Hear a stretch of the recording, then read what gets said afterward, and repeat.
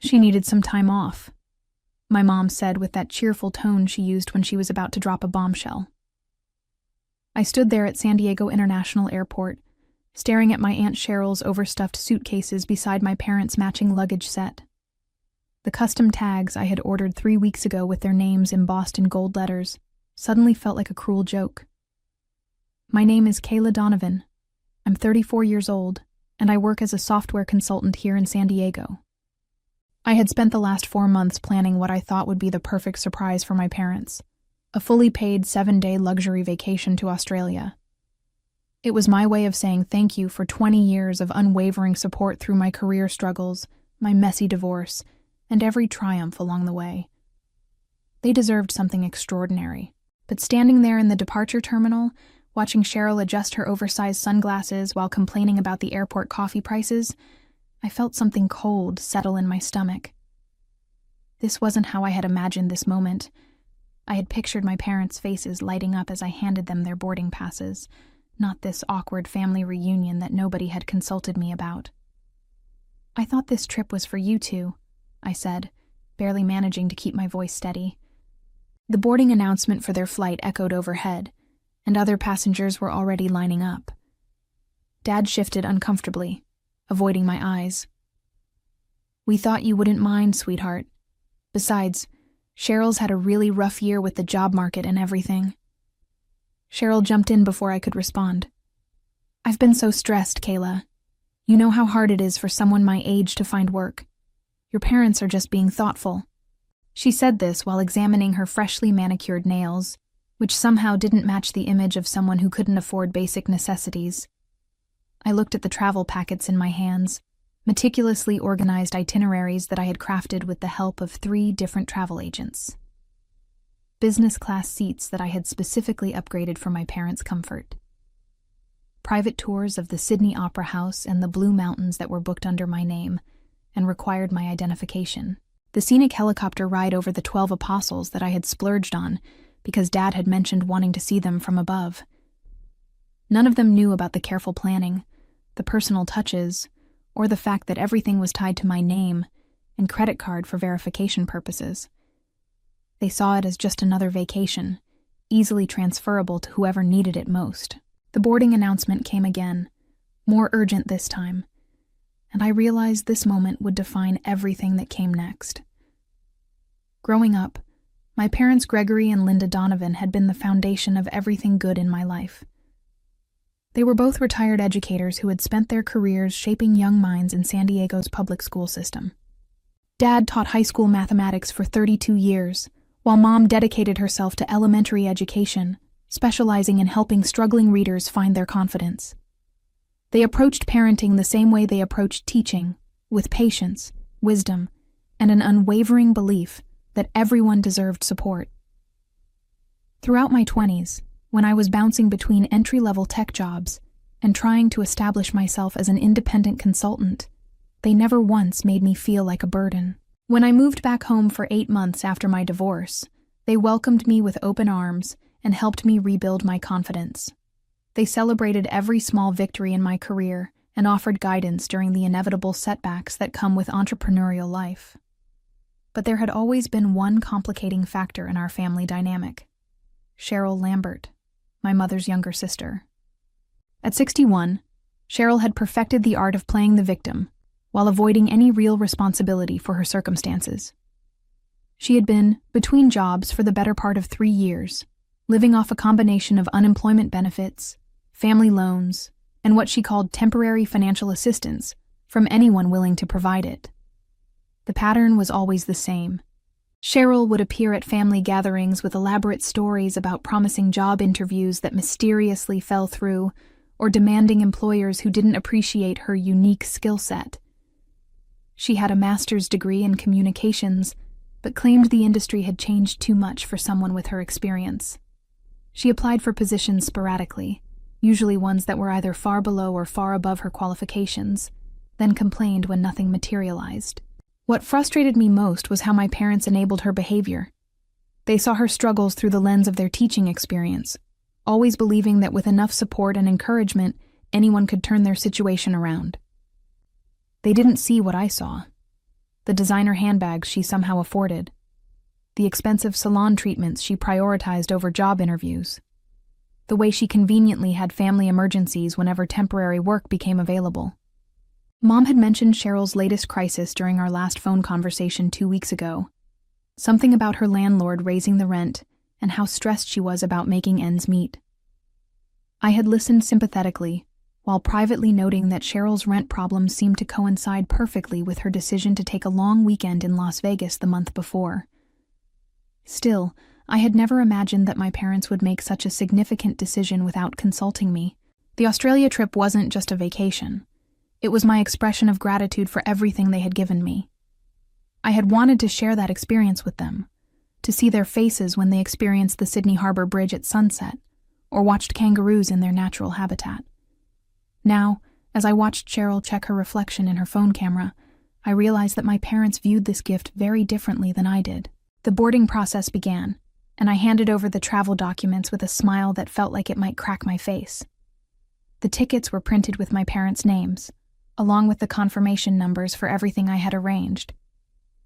As they headed toward security, I noticed Cheryl struggling with her oversized carry-on bag, complaining loudly about airline restrictions. "Have an amazing time," I called after them, and I genuinely meant it for my parents. They deserved this trip, even if it wasn't unfolding the way I had envisioned. But as I walked back to my car, something shifted inside me. The initial shock was giving way to a different emotion. Not anger exactly, but a cold clarity about the situation. I sat in the parking garage for several minutes, thinking about the conversation I had just witnessed, and the assumptions that had been made. My phone buzzed with a text from Mom. "Thank you again for this incredible gift. We'll send lots of photos." I stared at the message for a long time before responding. Enjoy every moment. What my family didn't know was that this trip was far more complex than handing over plane tickets. Every element had been carefully coordinated and required verification that I was the primary guest. The luxury car service in Sydney had my name and identification requirements. The boutique hotel in Circular Quay had my credit card on file and specific check-in procedures. The private tours I had arranged through Oxbend Technologies' corporate travel division were non-transferable without advance notice and proper documentation. Most significantly, the scenic helicopter tour over the 12 Apostles that I had splurged on as the trip's highlight required all passengers to be pre-approved with passport information and emergency contacts. I had submitted only my parents' details weeks ago, and the aviation company's insurance policies were strict about last-minute changes. As I drove home through the familiar streets of San Diego, I thought about the irony of the situation. My parents had taught me the importance of personal responsibility and following through on commitments. They had instilled in me the values of hard work and integrity that had built my successful consulting practice. Yet somehow, when it came to Cheryl, those same principles seemed to evaporate. I spent the evening reviewing my travel insurance policy and the terms and conditions of every booking I had made.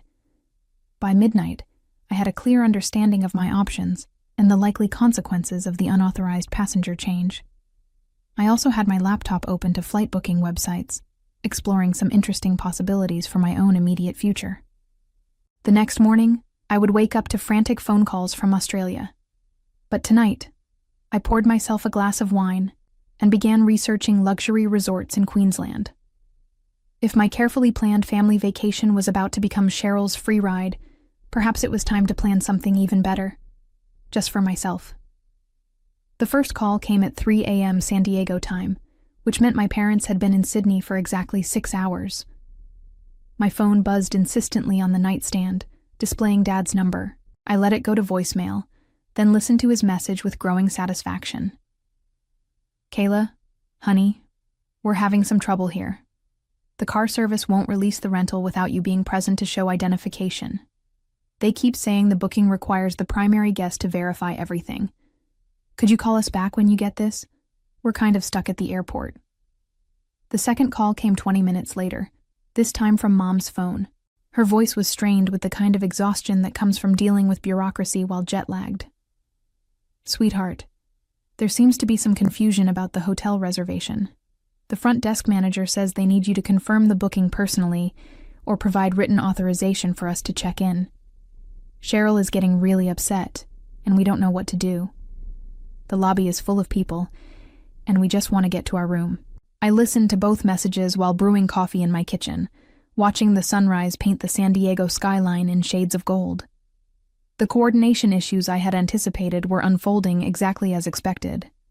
Every premium service provider I had selected required strict verification procedures, especially for the level of luxury accommodations I had arranged. The third call came as I was checking my work emails. This time it was a three-way call with both parents and Cheryl's voice clearly audible in the background, growing increasingly shrill. "This is ridiculous," I could hear her shouting. "We flew halfway around the world just to sleep in an airport? Your daughter obviously didn't know what she was doing when she booked this trip." Dad's voice was apologetic when he came back on the line. "Kayla, I know this is a big mess, but is there any way you could call these companies and authorize us to use the services? Cheryl's right that we can't just spend the week wandering around Sydney without accommodation." I took a sip of my coffee and considered my response carefully. The terms and conditions of every booking were crystal clear about authorization procedures. As a software consultant, I understood the importance of security protocols and verification systems. These weren't arbitrary rules. They existed to prevent fraud and protect both customers and service providers. "I'm sorry this is happening," I said, and I truly was sorry that my parents were experiencing stress. "Let me see what I can do from here." What I didn't tell them was that I had already spent the early morning hours on the phone with my travel insurance company, documenting the unauthorized passenger change and exploring my options for recovering the costs of the trip. The representative had been sympathetic and thorough, explaining that I had grounds for a full refund since the original terms of service had been violated. I also didn't mention that I had just finished booking myself a first-class ticket to Queensland, departing that afternoon. While my family dealt with the consequences of their last-minute decision, I would be enjoying the luxury resort experience I had originally planned, but this time, designed entirely around my own preferences. By noon San Diego time, I had received 7 more calls, each one more desperate than the last. The private tour company had canceled their Sydney Opera House experience when they couldn't verify the guest list.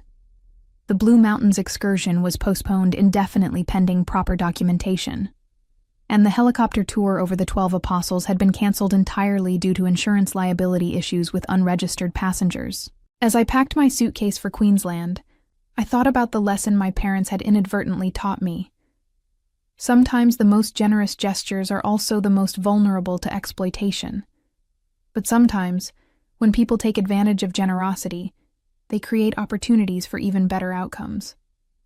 My flight to Brisbane departed San Diego at 2 p.m., and as the plane lifted off, I felt a lightness I hadn't experienced in months. I had upgraded myself to first class and chosen a window seat where I could watch the Pacific Ocean stretch endlessly below us. The flight attendant offered champagne, and for the first time in days, I felt genuinely excited about the adventure ahead. During the layover in Los Angeles, I received a particularly frantic voicemail from Cheryl herself.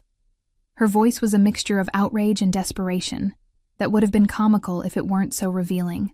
"Kayla, I don't know what kind of games you're playing, but this is completely unacceptable. Your parents invited me on this trip, and now we're stranded in Australia with nowhere to stay and nothing to do. I've had to use my emergency credit card just to buy food at the airport. This is affecting my credit score, and I can't afford these kinds of unexpected expenses. You need to fix this situation immediately." The irony wasn't lost on me. Cheryl, who had been too stressed to look for work but apparently not too stressed to book a last-minute international flight, was now lecturing me about financial responsibility. She had managed to find the money for plane tickets and emergency expenses when it suited her, but had spent months claiming poverty whenever anyone suggested she take on temporary employment. I deleted the voicemail and switched my phone to airplane mode. 18 hours later, I landed in Brisbane to sunshine, warm temperatures, and the kind of tropical atmosphere that immediately melts away stress.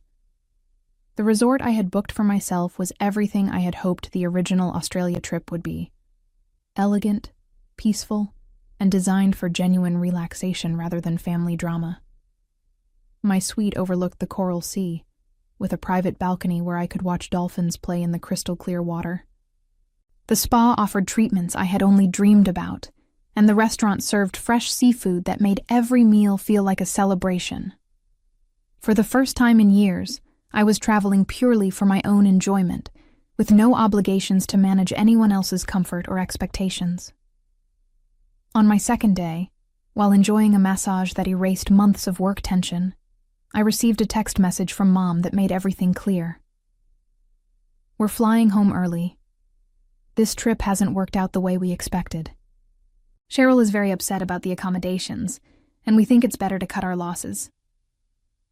I read the message twice, then put my phone away and returned to my massage.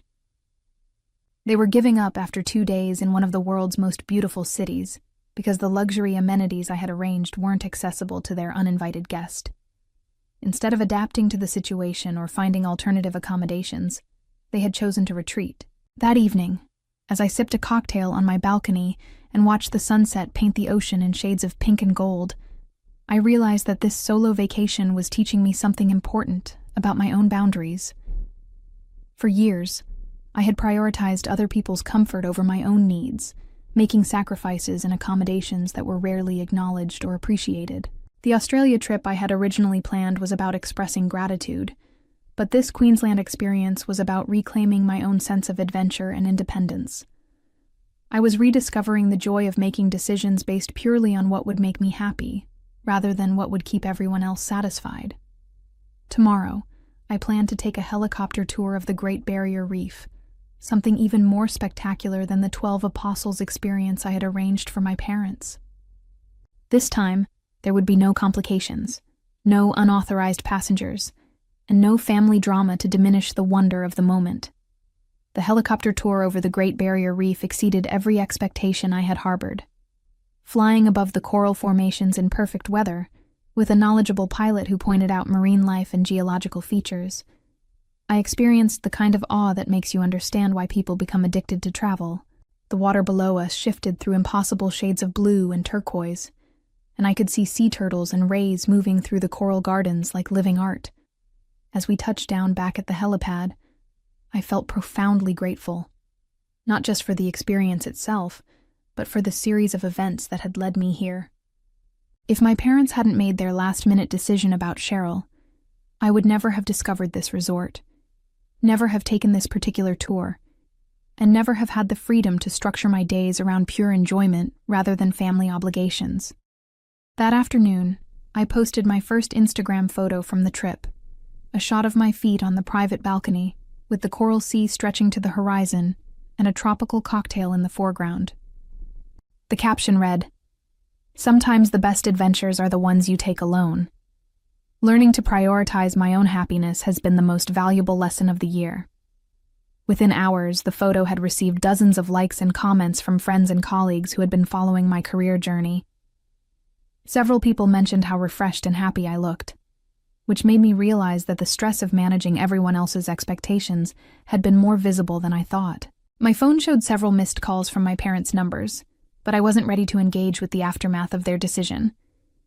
Instead, I spent the evening at the resort's wellness center, participating in a sunset yoga session that left me feeling more centered than I had in months. The next morning brought a series of text messages that revealed the full scope of the Sydney disaster. Mom's messages were apologetic and confused. "We never realized how complicated the bookings were. Cheryl thinks you planned this to embarrass her, but I know that's not true. We should have discussed the change with you first."